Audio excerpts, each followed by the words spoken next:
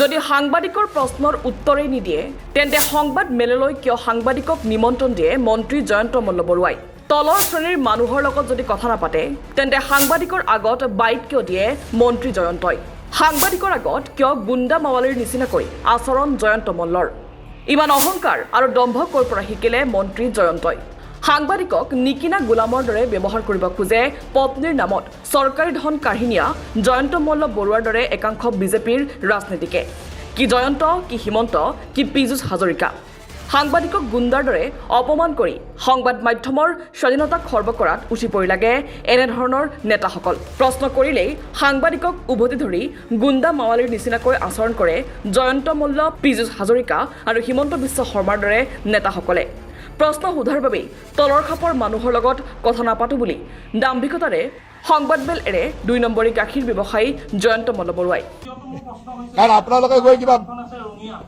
আপুনি নামখন সম্প্ৰসাৰণৰ কথা কোৱা হৈছে নলবাৰী আপুনি যিখন স্থান উল্লেখ কৰিছে নলবাৰী এড্ৰেছ মানুহৰ তাতে আপুনিও পঢ়িব নাজানে তাতে হ'ল মোৰ পত্নী থাকে নলবাৰীৰ ঘৰৰ এড্ৰেছ দিয়া আছে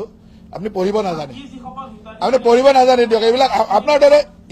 ইমান তলৰ শ্ৰেণীৰ মানুহৰ লগত কথা নাপাতো আপোনালোকৰ মালিকে কেতিয়াবা সুধিব মই উত্তৰ দিম মালিকক যিকেইটা প্ৰশ্ন সুধিছো সেইকেইটা উত্তৰ দিলো ধন্যবাদ সকলোকে ধন্যবাদ চাওক কিদৰে সাংবাদিকক তলৰ খাপৰ বুলি প্ৰশ্নৰ উত্তৰ দিছে মন্ত্ৰীগৰাকীয়ে